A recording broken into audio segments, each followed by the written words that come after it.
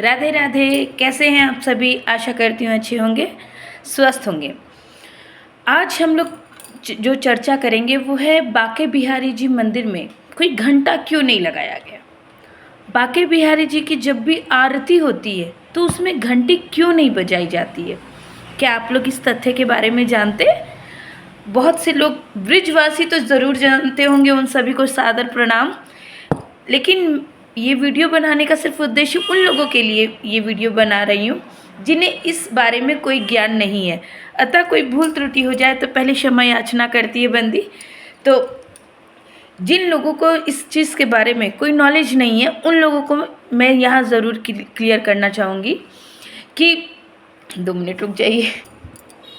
बांके बिहारी जी महाराज की जो मूर्ति है वो प्रकट रूप में मूर्ति है, ठीक है।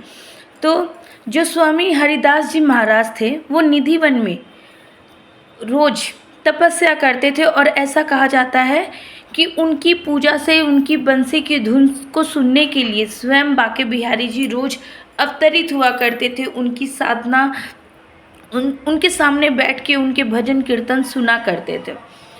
तो एक बार मतलब जब हरिदास जी तो रोज़ उनके दर्शन किया करते थे, लेकिन लोगों के आग्रह पर हरिदास जी ने बांके बिहारी जी से प्रार्थना की, कृष्ण कन्हैया से प्रार्थना की और उनको प्रकट होने के लिए उनके सामने अर्जी लगाई।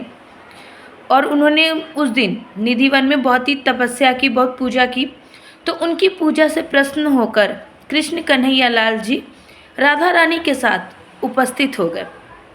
लेकिन आज ऐसे तो रोज़ हरिदास जी पूजा करते थे, रोज़ कृष्ण कन्हैया आते थे तो वो भी मधुर ध्वनि में सुनाते थे और कृष्ण कन्हैया सामने बैठ के सुनते थे, तब तो कुछ नहीं मतलब कोई बाधा नहीं थी। लेकिन आज जब राधा जी के साथ कृष्ण कन्हैया प्रकट हुए तो हरिदास जी महाराज जी ने अपनी आंखें बंद कर ली। तो कन्हैया जी बोलते हैं कि बाबा मैं तो रोज़ आता हूँ, तब तो आप आंखें बंद नहीं करते हो, तो आज जब प्रकट हुए हैं तो आज आपने नेत्र क्यों बंद कर लिए? तो हरिदास जी महाराज जी कहते हैं कि प्रभु मैं फक्कड़ बाबा हूँ, मैं साधु बाबा हूँ। अगर आप प्रकट हुए हैं और आप सिर्फ आएँ तो मैं जो खाता हूँ रूखी सूखी वही मैं आपको खिला दूँगा। जो लंगोट मैं खुद धारण करता हूँ वही मैं आपको करवा दूँगा। लेकिन श्री जी, राधा रानी जी, हमारी महारानी जी, उनकी सेवा कैसे करूँगा? उनके लिए तो बनारसी साड़ी चाहिए, आभूषण चाहिए, और मैं उनकी सेवा कैसे करूँगा?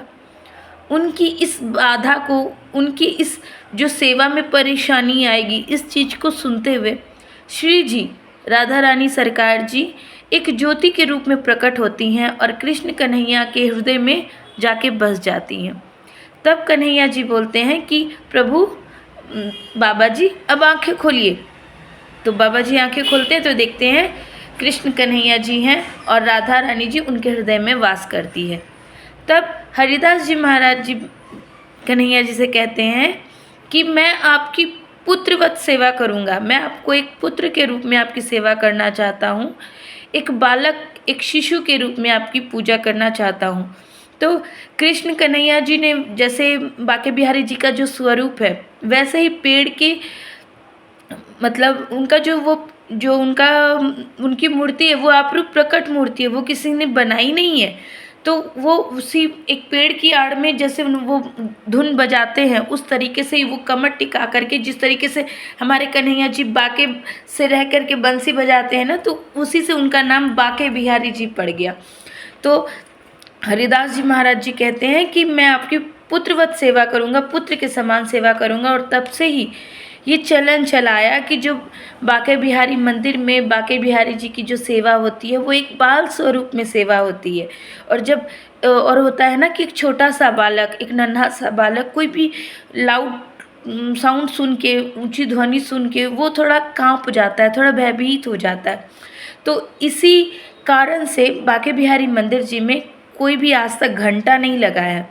और यहाँ तक कि जब भी बांके बिहारी जी की जब आरती भी होती है तो उनकी आरती में घंटी नहीं बजाई जाती।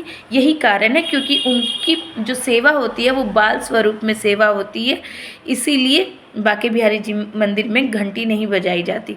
तो आशा करती हूँ कि बच्चे समझ के माफ़ करिएगा अगर कहीं गलती हुआ, लेकिन जहाँ तक जो नॉलेज था और जहाँ तक मुझे लगा कि मेरे व्यूअर्स को भी इतना थोड़ा सा भी जितना मुझे मालूम है उतना मेरे व्यूअर्स भी जान सकें कि बांके बिहारी जी के मंदिर से जुड़ी जो भी छोटी छोटी बातें हैं मैं उसके साथ एक एक करके आप लोगों के साथ शेयर करूंगी। और आशा करूंगी कि आप लोगों को ये जानकारियाँ पसंद आएगी, और जिन लोगों को पसंद है उन लोगों को तो मेरा साक्षात नमन है, और जिन जिन लोगों को ये जानकारी पहले से है उन लोगों को मेरा साक्षात नमन है, और जिन लोगों को नहीं है वो मेरी इस वीडियो के माध्यम से अपने नियर एंड डियर के साथ शेयर करके इस जानकारी का आनंद उठाइए। क्यों?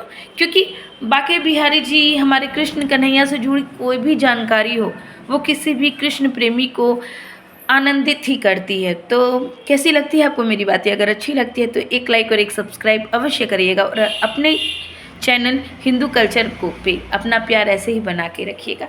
जय श्री राधे, जय श्री हरिदास, राधे राधे।